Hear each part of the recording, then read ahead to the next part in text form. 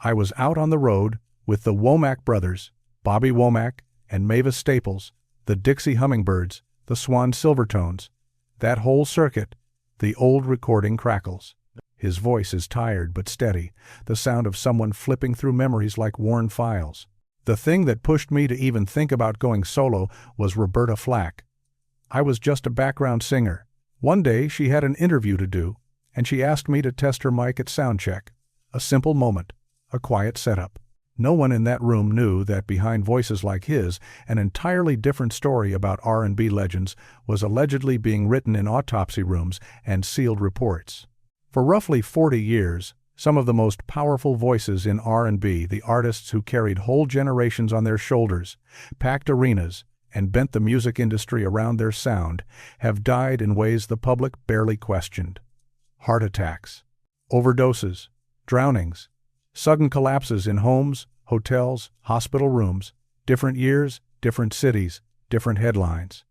On paper, it all looked random, but according to those who later claimed to have quietly revisited sealed autopsies and buried medical notes, a pattern started to surface too precise, too repeatable, too cold. They said every body showed the same microscopic damage to the heart, the same strange fluid in the lungs, the same silent collapse that took less than 90 seconds. And wrapped around those final moments was always the same missing window of time. Cameras that glitched only once, logs that were mysteriously erased, paramedic tapes that could never be located, witnesses who moved away, stopped answering calls, or were simply written off. 10 legends. 10 different official causes of death. But, inside the bodies, one nearly identical signature that seemed to have been carved in the same invisible hand. Someone, it was believed, wanted the world to accept a string of accidents and personal tragedies while hiding the shape of a design underneath. Tonight, we open the first file. We step into the dim, unsteady timeline of those final hours and examine what some reports say was never meant to see the light. Case 1. The unseen death of Marvin Gaye, 1984. Officially, Marvin Gaye's death on the 1st of April 1984 is remembered as a family tragedy, a heated argument in his Los Angeles home, and a gunshot fired by his own father. That is the story written into history. But when certain investigators claim to have reopened the case decades later, the first thing they allegedly noticed was this. Marvin's body appeared to have begun dying long before the bullet ever touched him. Late morning in Los Angeles. The house was quiet, sunlight sliding over a cluttered bedroom floor, records and clothes half stacked, half abandoned. At 11:52 a.m., nearly 2 hours before the shooting, Marvin suddenly dropped beside his bed. His body hit the floor hard enough, neighbors later recalled, that the impact could be heard through the walls like furniture being thrown. He tried to get up, one hand clawing at the mattress, the other shaking as it searched the wooden frame for support. But whatever had started inside him stripped his strength away in seconds. Sweat bled through his shirt. His breathing turned rapid and shallow, each inhale shorter than the last. This didn't look or sound like a man reacting to a shouting match. It looked like the beginning of a total internal shutdown. When the autopsy was said to have been revisited years later, examiners reportedly noted microscopic tearing around Marvin's left ventricle, the kind of damage more consistent with chemical shock or a sudden cardiac collapse than with a simple gunshot wound. His lungs, according to those secondary notes, held a thin layer of white froth, a classic sign of acute respiratory failure. Yet none of that appeared in the official public summary. Not a single line mentioned it. And then the timeline darkened. A neighbor dialed 911 immediately after hearing that heavy crash, sometime close to noon. But when those calls were allegedly checked years later, the audio was gone. Only silent timestamps remained, marking a chilling 47-minute gap between the first emergency call and the dispatcher log that survived. Police arrived, on paper, later than basic response times would suggest they should have. The story inside the paperwork shifted again. A handwritten preliminary coroner's note, which supposedly described Marvin as having collapsed prior to the gunshot trauma, was said to have been quietly removed from the finalized report. When his relatives were interviewed long after his death, they remembered Marvin looking unusually pale that morning, moving slower, appearing confused. He'd complained of chest tightness and dizziness symptoms that rarely match a sudden explosive confrontation, but do match a heart and nervous system already under stress. What remains difficult to ignore, even through layers of rumor, lost notes, and official statements, is this. Even if that argument had never erupted, Marvin Gaye's body seemed to have already begun to fail him. His heart was unraveling. His lungs were on the verge of collapse. The gunshot did not initiate his death, it ended a process that was already in motion. And according to those who studied the other files, that same process would reappear, almost identically, in 9 more R&B legends. Case 2. David Ruffin. The man left at the ER door, 1991. David Ruffin's death on the 1st of June 1991 was officially stamped as an overdose. Another soul legend, another cautionary tale about addiction. That was the story, repeated on television, in newspapers, and in casual conversations. But according to those who later claimed to have re-examined his autopsy and the surrounding records, the overdose explanation didn't fit his body, didn't fit the timeline, and didn't fit the last minutes of his life. Hours earlier, at 3:08 a.m., David was alone in the small bathroom of his Philadelphia place. The hallway light outside flickered, throwing a nervous, trembling glow across the cracked tiles. He gripped the sink with both hands, staring at himself in the mirror, eyes glassy, focus drifting, skin slick with sweat, as if he had stepped out of a furnace. He whispered that his body felt like it was burning from the inside, just before his breath hitched. His knees buckled. He slammed against the wall and slid down in a violent shudder that rattled the pipes. The crash echoed through the apartment, a single, heavy impact. This wasn't the wild chaos people picture when they hear overdose. It was sudden, targeted failure, eerily similar to the collapse Marvin had suffered years before. And then, the timeline twisted into something far more unsettling. There was no ambulance called to his home. Instead, David reached the hospital in the passenger seat of a dark, unmarked car with no license plates. Nurses later recalled that a man in a hooded jacket dragged David's limp body to the sliding ER doors, then turned and disappeared before anyone could ask a single question. Hospital arrival cameras that were supposed to run nonstop, 24 hours a day, were reportedly offline for 11 crucial minutes, the exact window of his drop-off. When doctors examined him, they determined he had been dead for at least 40 minutes before arrival. That meant he hadn't collapsed in the car. He had gone down long before. His toxicology results raised even more suspicion. The concentration in his system was so high, specialists said he should have collapsed hours earlier, not just after 3 in the morning.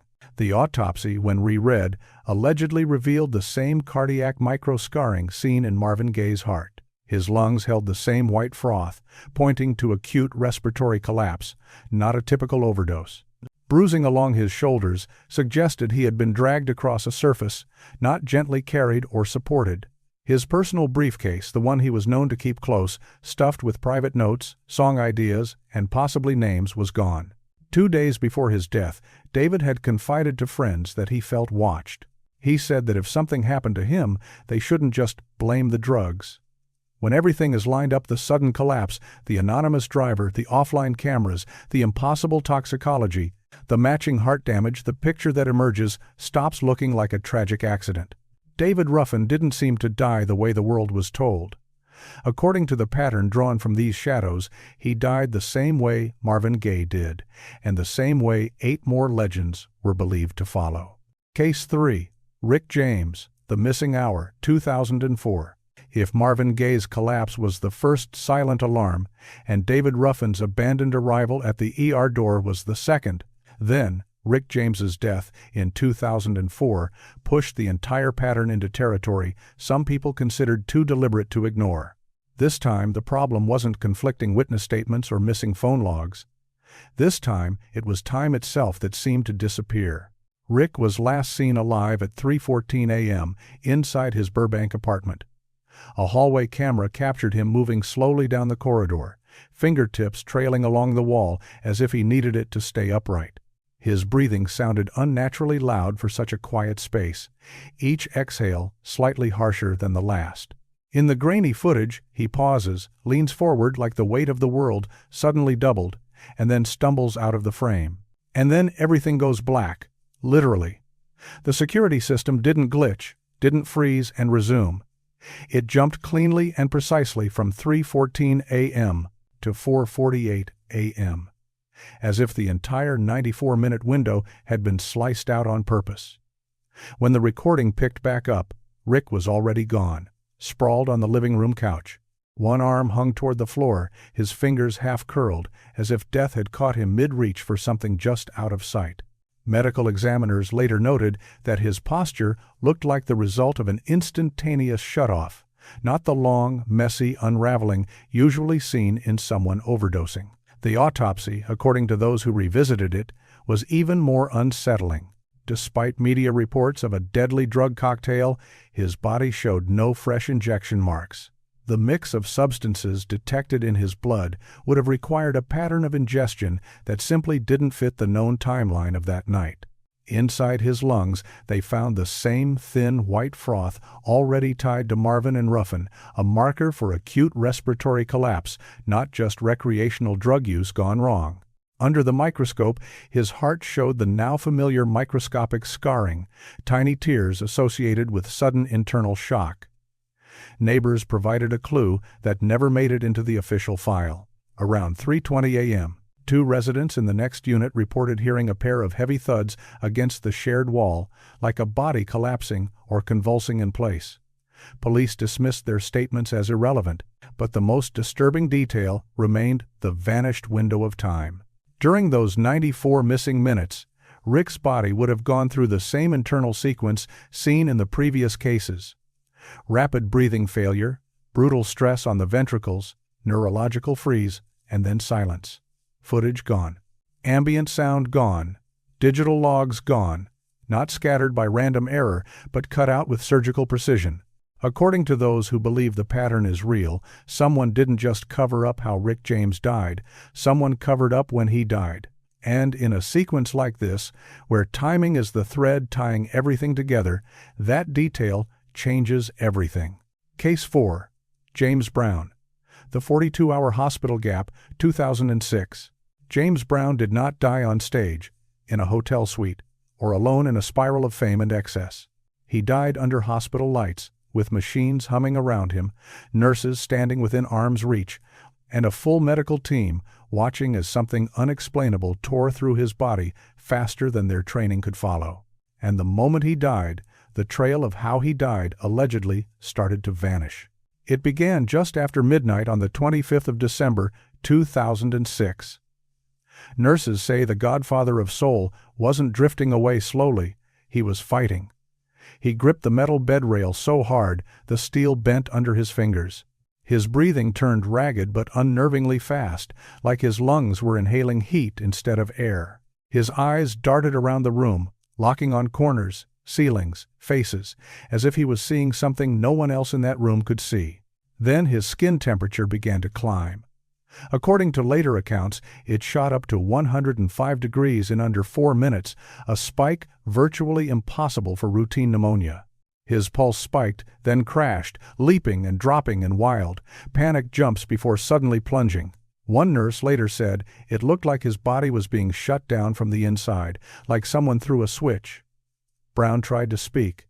Witnesses said he managed only broken fragments. Something not right. Somebody. Then his chest caved with his last breath, and his voice disappeared. But the horror, some investigators claimed, didn't end with that final exhale. It started there. When the case was revisited, they discovered that 42 hours of hospital data tied to James Brown's final stretch were missing. Machine readouts, nurse notes, medication logs, temperature charts, even simple timestamps. The hospital blamed a system error. Yet no backup files, no paper copies, no secondary logs survived an absence that should have been nearly impossible in a modern medical facility. It was as if someone had taken an eraser to the entire timeline of his last hours. Doctors who had been in the room later stated, under anonymity, that the official cause of death, congestive heart failure triggered by pneumonia, did not resemble what they had witnessed. Brown's lungs hadn't slowly failed from infection. They failed in seconds, filling with the same white froth seen in 3 R&B legends before him.